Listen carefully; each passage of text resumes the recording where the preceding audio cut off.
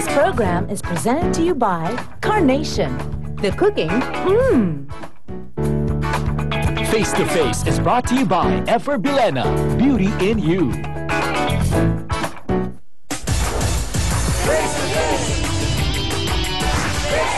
Mga face to face, hindi lang daw po isa, kundi iba't ibang lalaki pa raw ang sinasabing sinasama ni Ate Mildred doon sa bahay. Kuya Noel, sigurado ka ba na yung sinasama niya ay mga karelasyon niya o baka naman kasama lang sa trabaho? Hindi, inaakit po niya sa bahay nila Tonyo pag nasa pero hindi mo trabaho si ako Tonyo. makakalmanod sa bahay. Bakit masama ba? Bakit wala ka namang ginawang masama? Eh, ba't pinapalabas mo yung anak ni Tonyo? Ayan ang mga utak niyo. Bakit Anong pinapalabas? Bakit ayun na yun? Anong pinapalabas na anak ni Tonyo? Pinapapunta po niya sa bayaw ni Tonyo. Sinungaling talaga kayong dalawa. Isang lalaki lang ba yung nakita mo? Opo. O tapos Ikaw, sabi niyo Kuya dalawa? Tonyo, yun din? Eh kung yung mga anak ko nga pinamigay ko na, magdadagdag ba ako ng ipapamigay kung hindi ko nga sila kaya buhayin? Maghanap pa ng lalaki Eh sa bakit buhay? nga pag may bisita ang pupunta raw? Yun ang problema mo eh. Hindi, ang tanong ko, Kuya Tonyo, bakit hindi ba pwede magkaroon ng bisita ang isang tao? Ayan, kasi pinapabawalan mo kasi swapang ka, Kaso magkamot bakit ka. pinapalabas silang bata? Ang mga anak mo kasi wala rin disiplina. Pag may mga kausap, nakatangad. Oh. Nakatangad? Siyempre, bata, mali talaga. Usapang matanda yun, di kasali. Kaya bakit mo yung lalaki mo? Dahil Eh, sabi hindi, mo, wala kung akong wala na lalaki, sako, bakit may sako pa doon sa loob ng bahay? Mga sako po yan. Binibili nila yung sako para paglagyan nila ng mais. Kaya hindi totoo yung mga pinagbibili. Wala naman sako sa loob ng bahay. Alam mo, ah. dapat yung pagtakpan mo yung kahiyaan mo, sarili mong nakakahiya ka. Ate Mildred, yung mga bisita mo ba may nangyayari habang nandun kayo sa loob ng bahay? Wala po. Eh kung walang nangyari, bakit nagsasarado sila ng pinto? Ay! Kaya pala mo silang bata. Nagsasarado ng pinto. Yung nakakahaka mo lang yung nagsasarado. Baka kasi kayo, pag may kasama kayo sa bahay at nagsara kayo ng kwarto, may ginagawa kayo. Hindi lahat ng tao ganon. Ay, parang napapahuwaw ang mga kasawsawan dyan sa puti. Meron bang gustong magtanong? Ano yan, ate?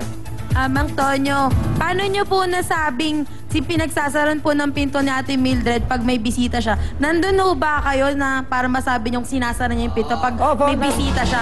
Andun ka ba? Nandun sa Ang kapal kapitbahay. ng mukha mo. Anong katibayan nyo? Alam mo yung mga pinagsasabi mo hindi maganda. May katunayan ka ba? May Meron. katunayan ka ba? Saan? Palabas mo yung katunayan mo.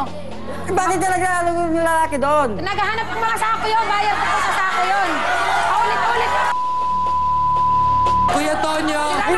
Ganyan ka na nga eh. Kuya Tonyo, naiintindihan mo ba ako? Ulit-ulit yung sinasabi Kuya Tonyo, mo eh. naiintindihan mo ba ako?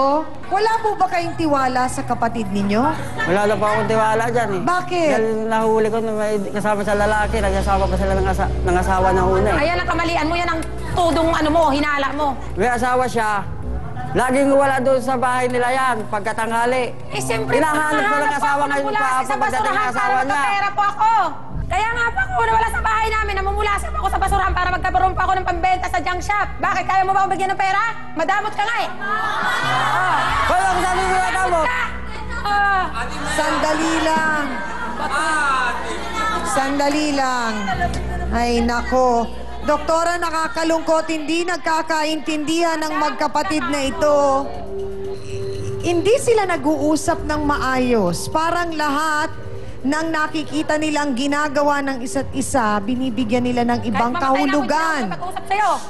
Doon lang sa puntong nagawang ipamigay ni Ate Mildred yung kanyang 8 anak. Alam nating napakahirap po yun. Paano po nakakayang gawin yun ng isang tao? Ang bata, yung sanggola, pag niluwal mo yon at nahawakan mo na, meron na kasing bonding kaagad yon. So napakahirap para sa isang ina na ipamigay kaagad ang isang bata.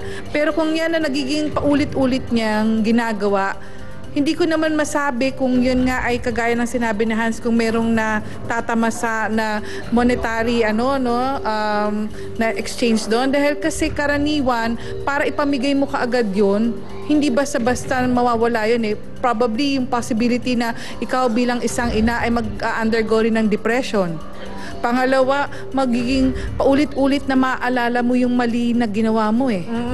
So, more or less, madi-displace lahat yung anger na nakikita natin na palaging dinidisiplina niya yung 2 anak nitong si Tonyo.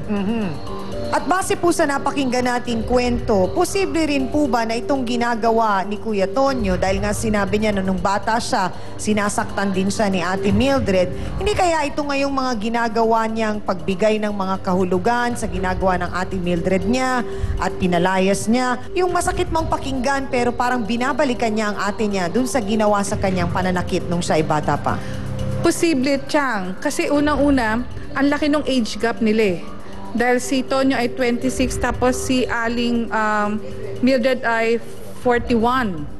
So parang akala mo yung role ng nanay at ng anak dito eh. Kaya lang, ang mahirap dito kay Tonyo, parang mapagtanim.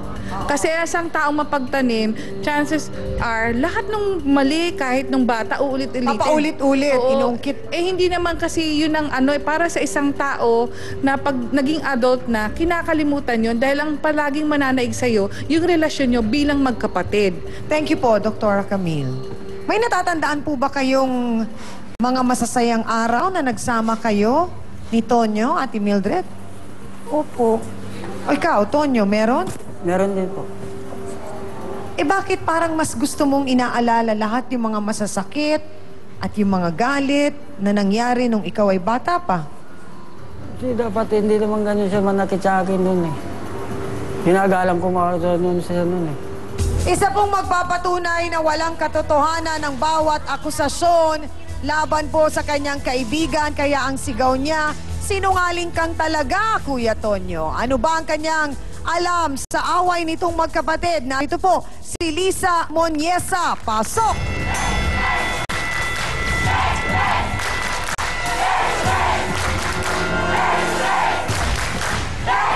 Ate Lisa, kayo po ba ay matagal ng kaibigan ni Ate Mildred? Opo. Mga ilang taon na po kayo magkaibigan?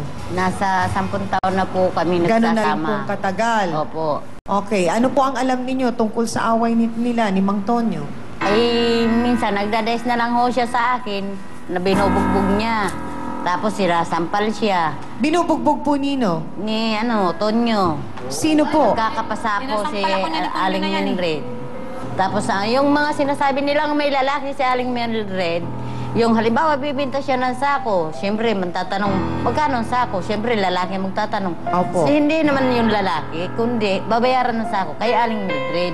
So hindi po totoo na yung Hindi Joseph ho. na yon ay boyfriend ni Ate Mildred? Hindi naman po. Kasi sa araw-gabi kami magkasama, wala naman siya kinakapiling na lalaki. Kundi mag-alis kami, ang dala namin sako, basura. Magbenta na lang po kami ng basura. Mga kasawsawan, buong tapang pong ipagtatanggol ni Ate Lisa si Ate Mildred sa pagbabalik po ng nag-isang Barangay Hall on Air, ang Face to Face. Lang nagkaganyan nung pinalayas siya, may pamigay niya yung mga anak niya. Halos hindi na siyang umuwi ng bahay. Doon na lang siya mismo sa basura natutulog. Kaya kawawang ang kalagayan niya. Pipiliin ko pang ibang tao kaysa sa'yo. Miss Amy Perez would like to thank the following: Dr. Steve Martgan of GAOC Dental Clinic, Salon de Manila, Watercolors Makeup, Gloss Nails, Jessica Valley Eyewear. Hans Mortel would like to thank the following: Dr. Manny and Pai Kalayan, Molecules, Dr. Ariel Recto Dabalus. Face to Face would like to thank the following: AXN Time and Sports Shades, EC27 Guapo Plus Organic Soap.